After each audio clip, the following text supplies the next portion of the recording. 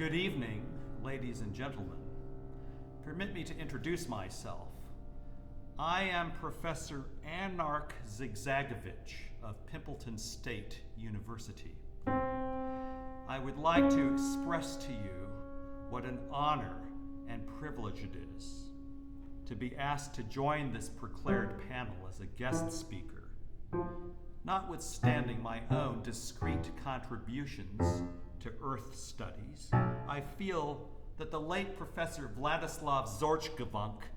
deserves full credit for his conscientiously painstaking decryption of that illuminating document discovered many sessions ago we now advert to as the Pipsqueak Scrolls.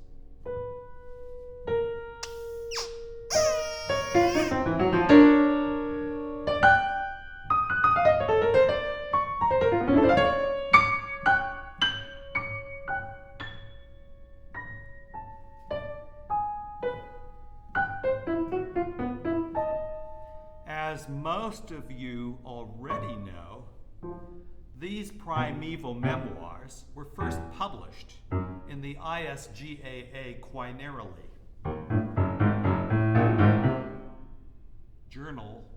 of Archaeological Research, on Hen December 42nd, 5310. And have since been reissued on unried pretexts in a labyrinth of scholarly journals with Professor Zorchgevunk's original prome fully intact.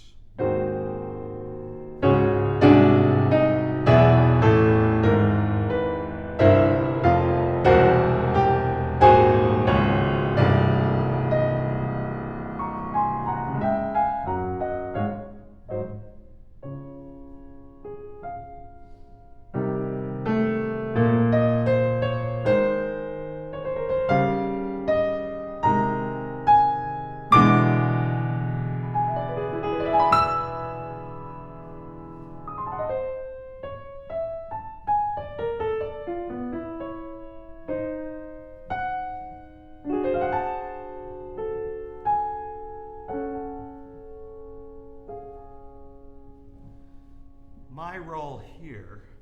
is more that of an historiographer, insofar as I've selected particulars based on my own critical examination of sources and have assailed to synthesize my own critical commentaries, whensoever applicable, into Zorchgevunk's transliteration of the Urtext. For the sake of maintaining the narrative flow of this conflation, I have interpolated explanatory notes based on extensive research by creditable schools of scholars into the body of the Urtext. This is for the sake of shedding light on the anthropometric milieu of the epoch during which these memoirs were composed.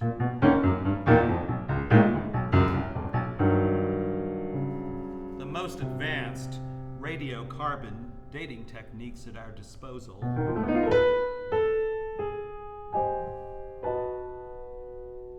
indicate this screed was committed to a quasi-hemi-demi-semi-ream, or just upwards, of a quire of 600-pound super smooth, brilliant, white, methane-free foolscap by a 21st century college professor of unknown pedigree named Ernest Klein.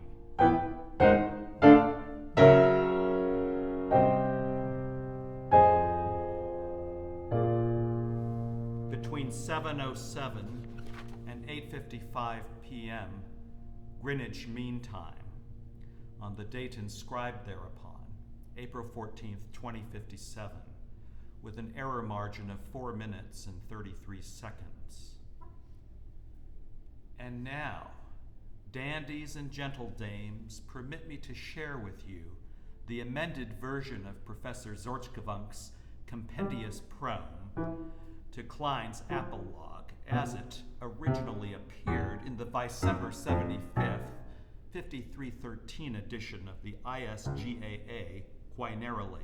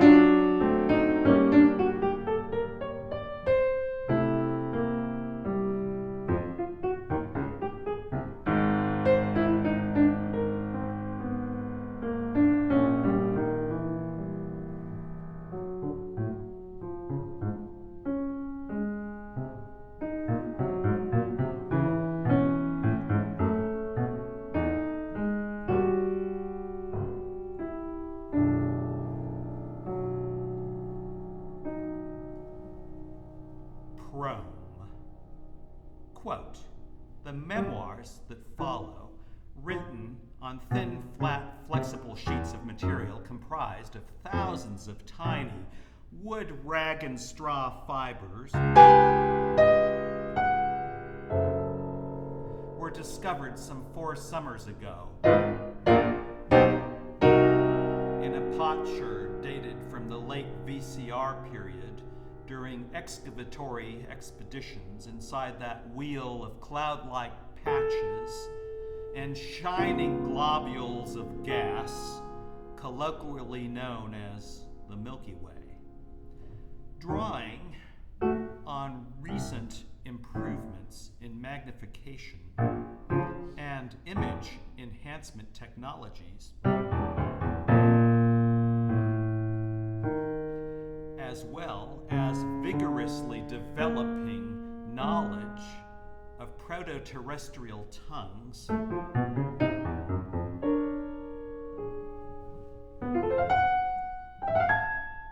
my team of scientists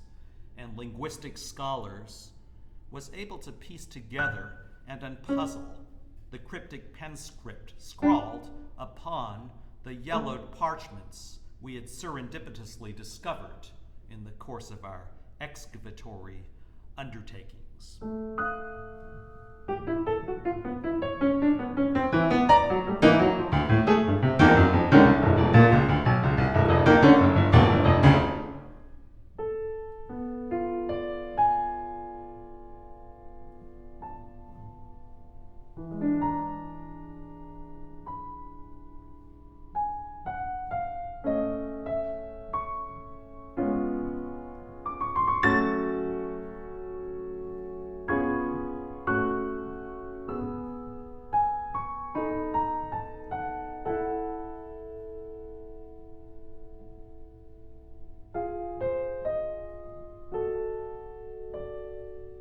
Scholars of the Interspiral Galactic Archaeological Association, ISGAA, of which I am current head, are pleased to announce that this landmark finding has provided paleoanthropometrists, astroarchaeologists, scatovictimologists, and others with illuminating insights into the lifestyles, behavior patterns, and folkways of micro-civilizations thriving on and around planet Earth during the late VCR period, and may provide a valuable link towards empowering scientists and schoolmen alike to grapple with some of the ever-burning teleological issues, dysphemistically referred to as bones of contention, surrounding the Big Bang, crunch, bounce, belch, sneeze, fart, and poop debates. My acclaimed team's transliteration and translation of Professor Klein's evocative narrative is here and below set forth in full. Unquote. And so, as you can keenly discern, biddies and gentlemen, Professor Zorchgevunk's proem was succinct and to the point. Every single one of his postulations has heretofore been corroborated by science. When the Pipsqueak Scrolls were uncovered some 100 trimesters ago, their authenticity, as you may remember, was in serious dispute. Since that time, however, many of today's most advanced scholars have reversed their polemics on the issue and have thusgates come round to doggedly endorsing the document's legitimacy. Yet, in despite of a stupendously overwhelming superabundance of incontestable archaeological evidence in support of its bona fideness, there are still many skeptics out there who presurmise the Pipsqueak Scrolls to be apocryphal. In a modest, albeit rigorous, attempt to dispel such convictions, I shall presently recite for you the transliteration and translation of Klein's narrative as hereinbefore described, segment by segment, with my own commentaries, based on the historical research of celebrated scholars of the period in question, interspersed there between. Here then follows the first segment of the text, The Pipsqueak Scrolls by Ernest Klein. Quote, I'm a shriveled up, foul-smelling, decrepit old fart, one of the eldest surviving members of the human race, or that stock to which one may more fitly refer as the plumeless genus of bipeds on planet Earth. Just around the corner, I'm slated to cock up my toes from malignant tumors that are metastasizing into my mucous membranes and bronchial tubes. Or so my illustrious leech has informed me.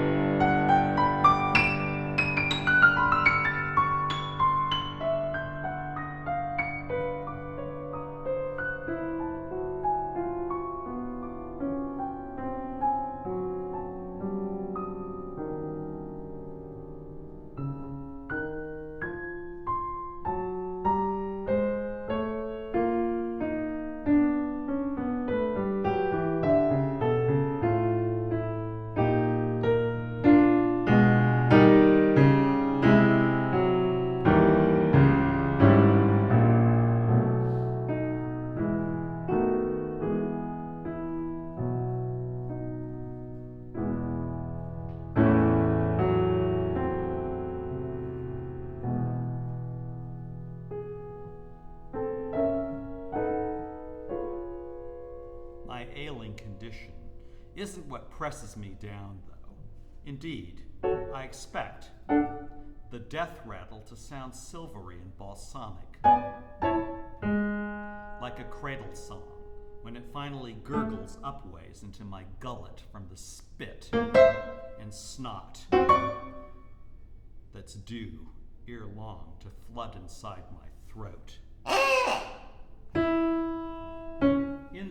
consent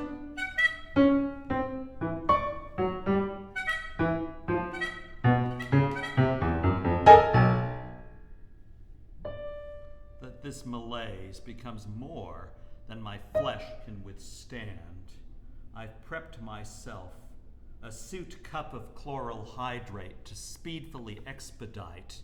if necessary, my takeoff into eternity. For thy gentle dippers, I make bold to beg of thee not to miscount my intentions. I'm obstinately indisposed toward feeling antipathy for, or nursing any grudges against, my diminishing mortality.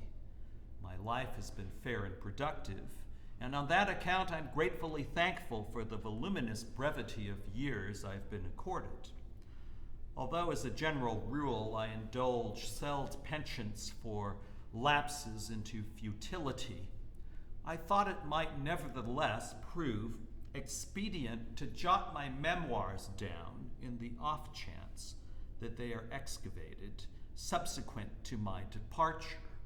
I shall thuswise afforce to describe the distressing turn of events that transpired pending the progressive sinkage into oblivion that befell not just my fool self, but my redoubtable colleagues, road dogs, and nephews thereto, postnate to the summit of my salad days.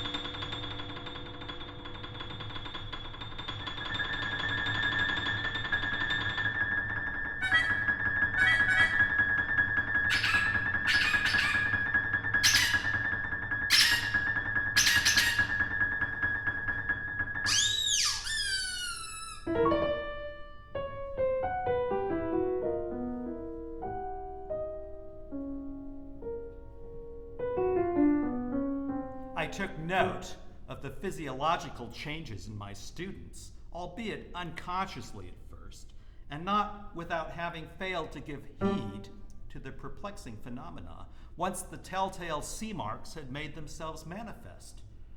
Around the time of my second or possibly third year as a grad student drudge at Harvard University, unquote. Pray bear with me, Jennies and ladies' men, as I forbreak Klein's narrative for a brief stound to put things into an historical perspective. For those of you unacquainted with evulged survivors' accounts in point of the aforetold feudal institution, Harvard University was, according to extensive studies by Professor Theobald Floink of TIT, a correctional academy for sons and daughters of the underabused and overindulged, located in the fortified post-medieval township of Cambridge on the Charles, just northwest of the Black Bay ruins. If prisoners there failed to abide by the peculiar codes of flexible ethics that were doggedly enforced by intendants and their mounted patrols, they would be pressed, hung, gassed, trounced, lampooned, and or left out to dry in the stocks and trones of Harvard's yard.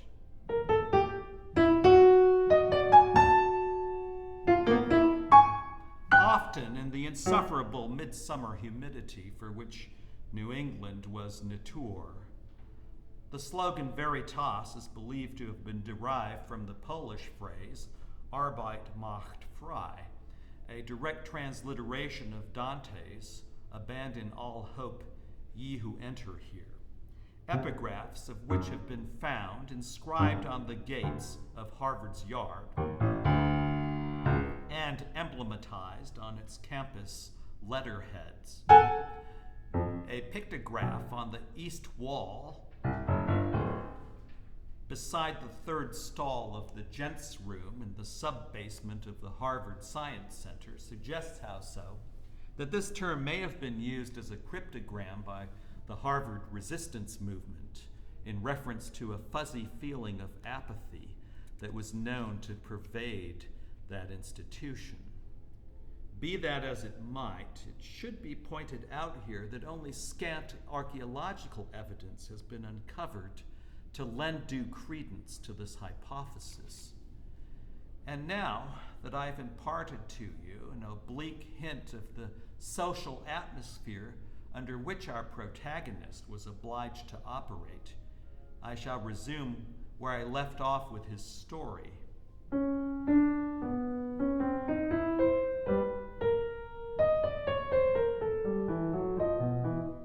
Quote, I had seen incoming classes of freshmen every year, and it wasn't until the lattermost days of the 20th century that I observed the younger students, in particular the co-eds, becoming leggier and more statuesque in feature than their forerunners of 15 to 20 years back. Of course,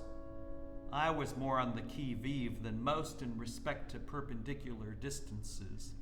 inasmuch as I'd been conscious since childhood of my own squatness of build relative to others.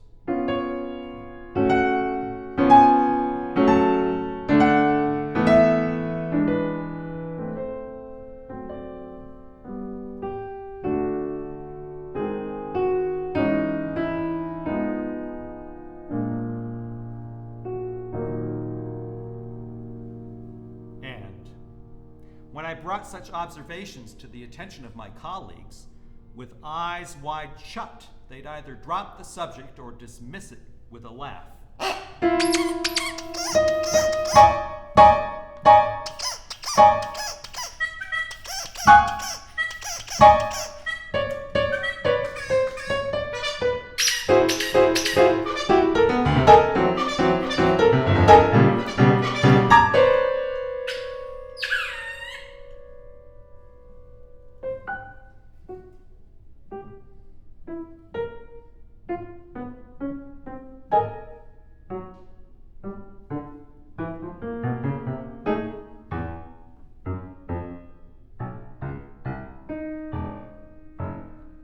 Betraying no signs of disquiet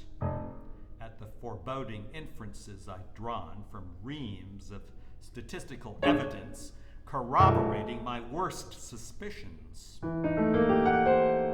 At least, not until they too began to lose their sway in the department.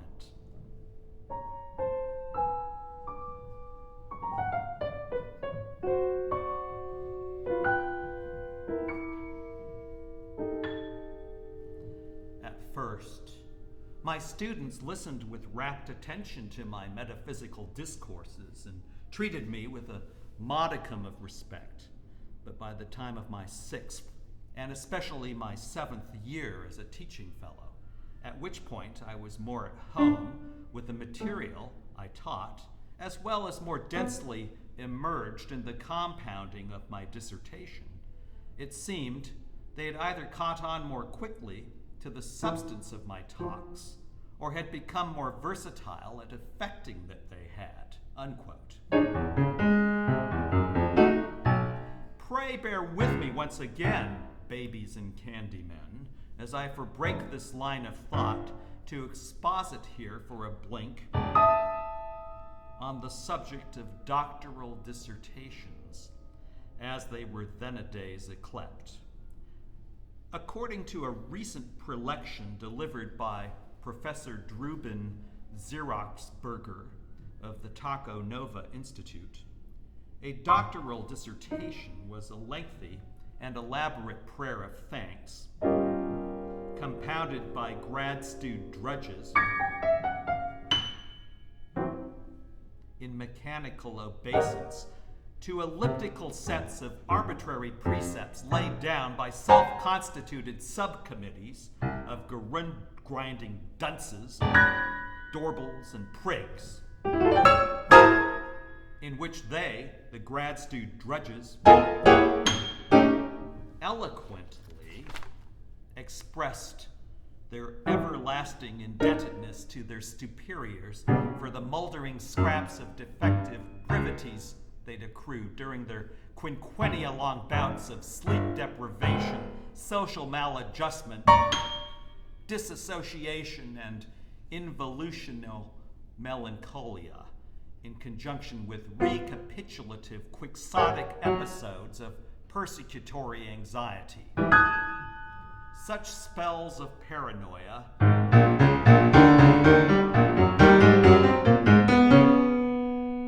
were highly infectious, as they induced pandemics of disconnection out through encompassing regiments of tight and close-knit enclaves and exclaves. Having parceled out this tidbit, I shall, without further ado, sally forth into the fairyland of our doleful little heroes, Jeremiah. Quote, my students must have sensed somehow that I wasn't as agile in catching on to their tricks as I'd been in earlier years with preterite strins of greenies, sophomores, plutes, and such, and this was at variance with the notion I had that after having bounteously paid my dues, I should actually have acquired a more piquant, even transcending eloquence in my terrain of expertise. It didn't help matters that I had to stand on a scale to reach the blackboard. And it was especially mortifying when the more solicitous of my students, with their heads grazing the ceiling, would zealously volunteer, refusing to take no for an answer, to chalk down the charts, graphs, and equations I'd crookedly scribbled in my notepad in semi-obliterated hieroglyphical entries only I was qualified to decrypt upon the overest elevations of the blackboard, far beyond the myopic sphere of my increasingly stinted tunnel vision. Quite naturally, on account of not having myself for many years been entirely unguilty of erroneously projecting the sort of laid-back dude persona that tends to attract flunks in search of easy marks, I couldn't, in good conscience, hold my students' avid over-willingness to assist me against them, as it was patently obvious that they, in the course of plucking my dingles to curry my favor, were genuinely essaying to be serviceable, especially seeing as what a strenuous strain it was on my neck and back to stretch both arms overhead, whilst balancing tiptoe, crayons in hand, on a stack of cyclopedia volumes heaped high atop of the scale's uppermost step. The students would snatch the chalk from my little hands, bless their simple hearts, every time I had to illustrate some Mickey Mouse concept for the benefit of those there among who were cerebrally, as we say, challenged.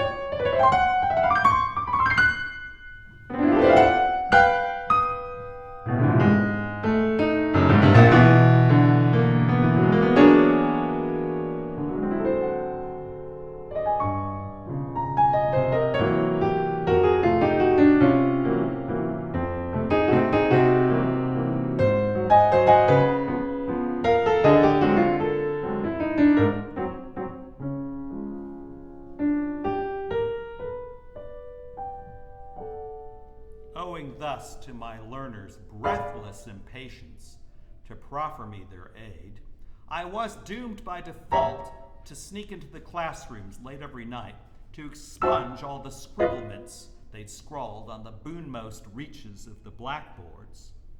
lest there'd be some egregious tactical blunders my superiors would stumble upon, wherefore, at some future date,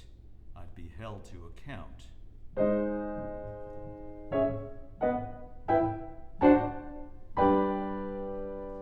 Suffice it to say, I felt the pressure to hire, at my own expense, some beanpoles from outside the department to assist me in these corrective undertakings, to warrant that everything would be spick and span prior to the advent of the pre-inspection committees.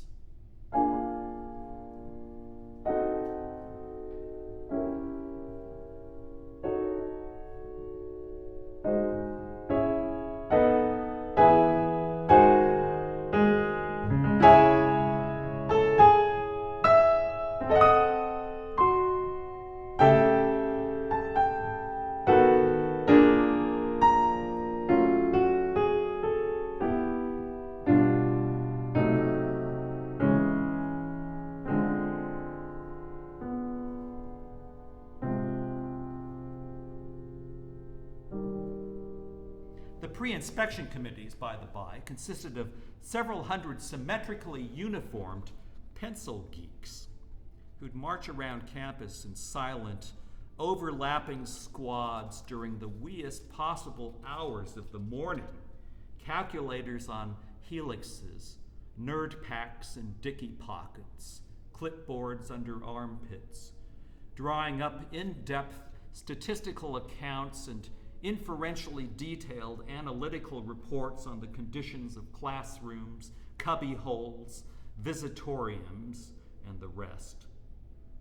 If in the course of their noctavagations, anything at all, even the twiggiest little tri-penny figlet of a nigne was found to be out of line, their reports and surveys would be filed expeditiously to the office of the deputy provost. The deputy provost's adjutant would need force bring such discrepancies to the attent of the vice chair of the ad board. Members of the ad board were so incessantly preoccupied with examining such items that their cubicles would stay fluorescently illumined round the clock. And then some. These officiously steadfast functionaries would alternate long, drawn-out work shifts with only a fleeting catnap here and there. Such fugitive winks of sleep when snaffled were accompanied by deep-furrowed frowns of affliction, and were oft-times studiously dissimulated through a severe compressing of the eyelids and crinkling of the nose bridge, in order to make it seem as though the aforegiven functionaries were submitting themselves to adroit snatches of furiously intense concentration apropos of their specified incumbencies,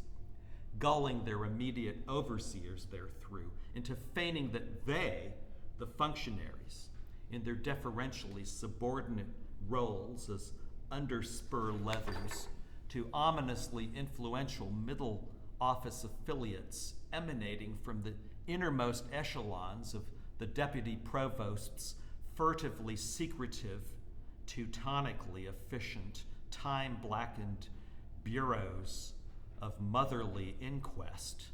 as they were styled, were keenly alert when, in sooth, they were fast asleep, if only for a sec or two, which accounted in some measure for the fixed adenoidal glazes in their demeans.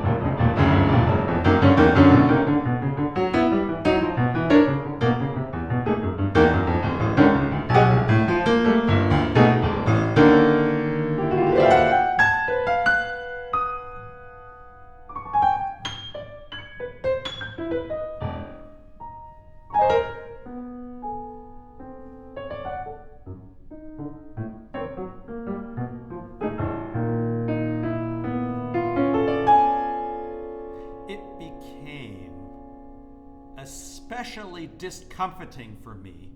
2 or 3 winters after the change of the millennium, when I was first granted tenure and had thenceforth to abide by stricter codes of professional ethics to preserve my good standing.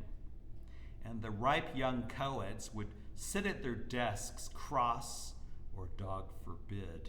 open-legged, in precariously tenuous accoutrements.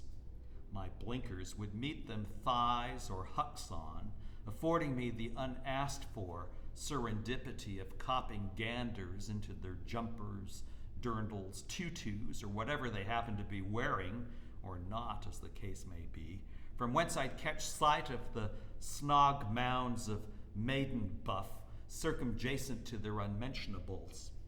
This compelled me to alter the course of my gaze in perpetuum, for fear these co-eds would be quick on the uptake to launch unfounded accusations against me apropos of my conduct in class, or better yet, incur disesteem upon my good reputation by branding me as one of those nefarious feeders of forbidden fruit whose mugs one cites in the tabloids every time one turns around, which made for an appearance of unfortunate fickleness on my part, and induced me to mislay my increasingly tenuous upmanship over my students. I later resolved this crisis by wearing pedagoggles with mirrored lenses to class, which, in despite of concealing the preponderance of signifiers bearing unimpeachable testimony to my intemperate concupiscible pride, nevertheless failed to alleviate the distract and confounding suchness of my unfulfilled glandular affinities. In an effort to disentangle myself from this seeming insoluble dilemma, I wore stilts to class and actually became quite adept at getting around on them.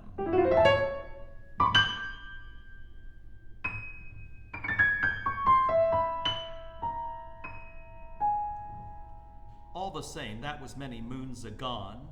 long before the growth plague had snowballed out of control.